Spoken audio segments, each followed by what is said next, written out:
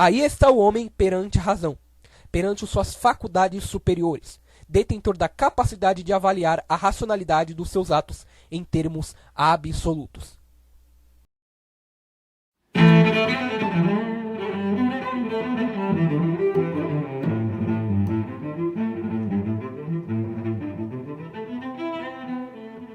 Opa, tudo bom? Aqui é Luiz Auliette trazendo mais um vídeo para vocês, e no vídeo de hoje eu vou lhes trazer as camadas 10, 11 e 12 da teoria das 12 camadas da personalidade. Então, se você não viu ainda o vídeo sobre a camada 1 a 9, assista após esse vídeo, ou agora também, depois você vem assistir esse vídeo, não tem problema, mas assista esse e o outro vídeo que eu postei, ok? Sobre as 12 camadas. E antes de começar o vídeo, eu gostaria de falar aqui, galera, os salves agora eu vou colocar no final do vídeo, ok? Para que eu não perca essa introdução que eu faço aqui e pessoas que vêm de fora do canal desacostumadas a ver eu dando salve não achem estranho e não venham sair do vídeo, ok? Então, quem me pediu salve, eu vou dar um salve no final do vídeo, desse vídeo, ok? Então vamos lá. Sente-se, acomode-se, pegue uma xícara de café e vamos obter conhecimento mais uma vez. E a primeira camada é a camada 10, o eu transcendental. Eu vou ler aqui para vocês.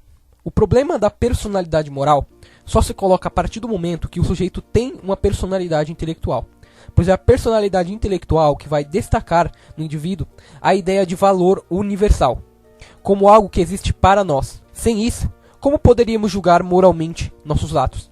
O problema moral de que falamos surge quando, concebendo que existem valores universais em si que lhe cabe realizar, o indivíduo se recusa a fazê-lo. Mas como exigir isso daquele que não tem uma síntese individual formada? De um indivíduo que ainda está se desenvolvendo dentro da mentalidade coletiva.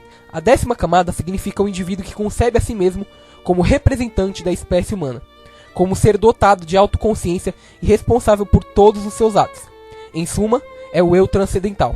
Na camada 10, o indivíduo observa-se de um ponto tal que qualquer outro ser humano no seu lugar teria a obrigação de se encarar daquela forma. Aí está o homem perante a razão, perante suas faculdades superiores, detentor da capacidade de avaliar a racionalidade dos seus atos em termos absolutos. Então, o que eu quis dizer aqui com essas palavras? Basicamente, a pessoa que está na camada 10, ela julga os seus atos de fato. Ela não vai julgar baseado num preconceito coletivo ou num cacuete coletivo que ele absorveu de alguma pessoa que falou para ele. Ele não vai, por exemplo, julgar, o que fulano vai pensar de mim? Ou o que o meu grupo, de pensamento ali que eu tenho vai pensar de mim. Às vezes o que acontece? Não é que ele olha diretamente para a ideia coletiva e vai lá e fala, olha, eu vou pegar a ideia coletiva aqui, eu vou pegar a ideia dos meus amigos e essa ideia aqui vai ser para julgar os meus atos. Ele não faz isso conscientemente, mas ele faz isso inconscientemente. Aliás, ele não, Nós tendemos a sempre ter algum preconceito, alguma coisa ali, algum aspecto, por mínimo que seja, sutil que seja, que nos influencia a julgar de forma errônea os nossos atos. Às vezes a gente pensa que está julgando da forma correta, mas quando na realidade a gente está julgando baseado numa coisa que é irrelevante, numa coisa que é subjetiva e numa coisa que não é a moral verdadeira. Você já se perguntou assim, por exemplo, será que o meu julgamento que eu estou fazendo aqui desse ato é um julgamento verdadeiro? Eu estou sendo sincero com o ato que eu cometi aqui e eu estou classificando ele da forma correta? É mais ou menos isso, galera. O cara que chega na camada 10, ele consegue fazer isso sem ter influência externa, sem outra pessoa tentar levar ele para um caminho determinado. Ele simplesmente sabe julgar os atos dele e ele não precisa que mais ninguém dê opinião. Ele é responsável pelos próprios atos. Mas não só isso, ele realmente consegue julgar da forma correta. Por isso essa frase aqui, Aí está o homem perante a razão, perante suas faculdades superiores, detentor da capacidade de avaliar a racionalidade dos seus atos em termos absolutos. E agora vamos para a camada 11. Lembrando, galera, que quem quiser se aprofundar mais no assunto, eu vou deixar na descrição o download para as aulas que o próprio autor fez, ok? Eu tenho certeza que vai agregar demais. Não se esqueçam de ir ver a aula completa, ok? Camada 11. Na medida em que tenha uma personalidade intelectual superior, em um eu transcendental capaz de sobrepor a toda a existência e julgá-la, no momento em que alcança este poder, de poder julgar sua existência e seus atos como se estivesse acima de si, aí então é que o sujeito presta satisfação de si perante o tribunal da humanidade e da história. Porém, galera, é importante Atingir uma certeza com objetividade ainda não atribui sentido histórico aos atos do indivíduo. É como se ter uma universalidade, porém teórica. A camada 11 representa a ação individual no conjunto da história. Não importa se as ações são grandes ou pequenas, pois o fundamental aqui é saber exatamente onde o indivíduo está situado. Não apenas enquanto animal racional, mas dentro da história como um todo, dentro do processo de evolução da espécie humana. Quando o indivíduo conquista um papel histórico, sua ação é julgada pela humanidade, alcançando então uma dimensão global. Ele vai olhar para a história e vai ver aonde ele pode se encaixar, aonde ele pode influenciar, aonde ele pode mudar o decorrer da história. E isso pode ser em grande escala, como pode ser também em pequena escala. Um exemplo aqui que o Olavo usa, que não quer dizer que esse cara aqui do exemplo esteja na camada 11, ok? Não quer dizer. Porque na realidade só o indivíduo tem a capacidade de julgar se ele está ou não em determinada camada. Porém, a gente vai usar isso aqui de exemplo para que você entenda. O protótipo da camada 11 é a figura de Napoleão Bonaparte. Ele pretendia descobrir até onde seria possível chegar ao poder de um indivíduo, a ponto de moldar o curso da história. Se formos estudar sua biografia, não compreenderemos procurando explicá-lo segundo motivos de camadas anteriores. Quando se age em função de fins históricos, age-se em função de algo que não existe ainda. O que implica que essa ação não pode ser avaliada nem pelo seu conteúdo social, nem pelo seu proveito prático, porque está acima disso. Somente encontraremos a chave do comportamento se subirmos mais alto. Aí sim, os atos se unificam e adquirem uma forma completa. Ele estava consciente de que ele estava fazendo uma mudança na história. Então, a pessoa que está na camada 11, ela projeta, traça um plano, mas esse plano, ele não é um plano do amanhã ou de depois, de algo que influencie só a sua vida e a vida dos seus familiares. Mas é algo que pode influenciar muito mais. É algo que pode, de fato, desviar para algum lugar a história humana, ou fazer alguma mudança, mesmo que sutil, na história humana. É algo que ecoa por gerações.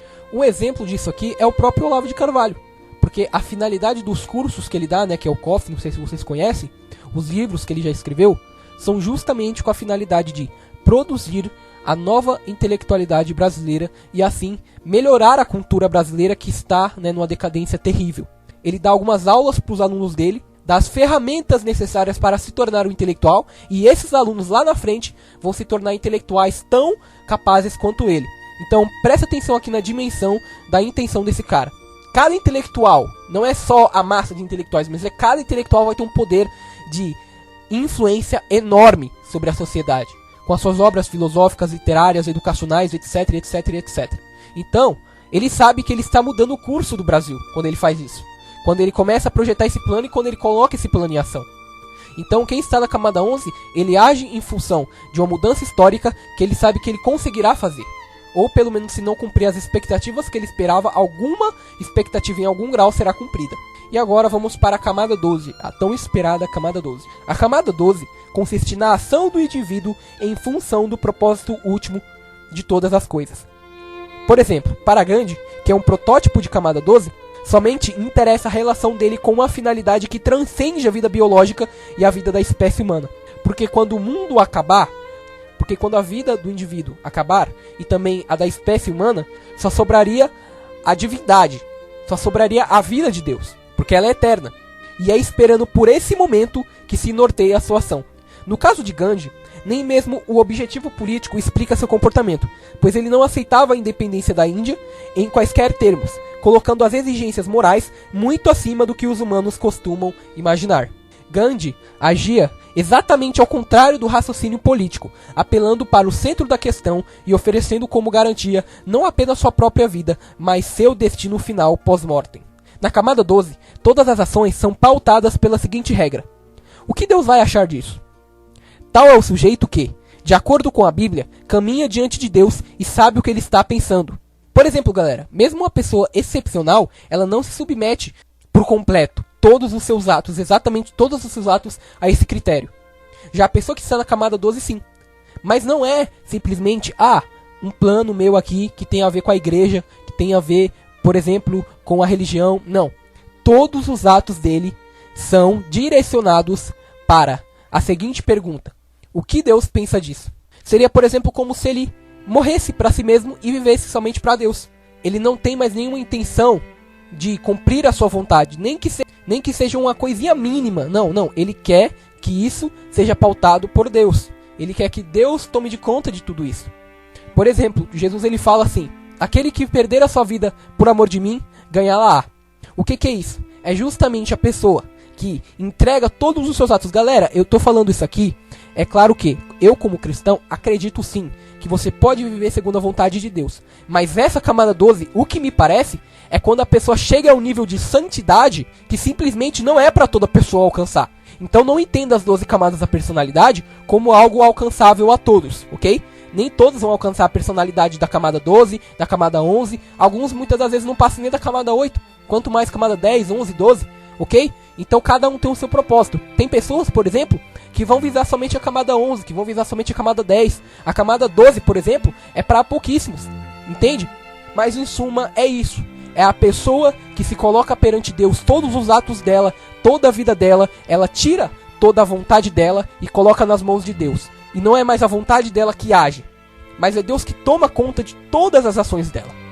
Por exemplo, se temos uma decisão a tomar, podemos fazer isso ou aquilo por razões da camada 5. Isso me fortalece, eu me sinto mais confiante, autoconfiante, etc. Da camada 6, vai dar resultado. Da camada 7, é um dever que me compete. Da camada 8, isto tem lógica dentro da minha biografia. Camada 9, é isso que o dever da inteligência impõe. Até a camada 9 está presumida a existência do mundo, pois que sentido faria segundo um proveito prático se tudo fosse acabar amanhã? Então, as outras camadas era só em função de algo terreno, de algo físico, algo palpável. Então, os atos dessa pessoa já não vão ser mais pautados por essas coisas aqui que eu falei, como se eles tivessem uma espécie de supratempo, ou supratempo histórico. Se você gostou desse vídeo, deixe o seu like, compartilhe, comente abaixo, hashtag conhecimento é poder. E agora vamos aos salves que eu prometi e que eu não posso deixar de cumprir a minha promessa. Um salve para o Ítalo Silva, salve para o Taquito Mongerstein, salve para o Manny Carlos Games e salve para o João Gabriel. E para todos também que têm me pedido salve, um salve aí para vocês e é nóis. Até o próximo vídeo e tchau.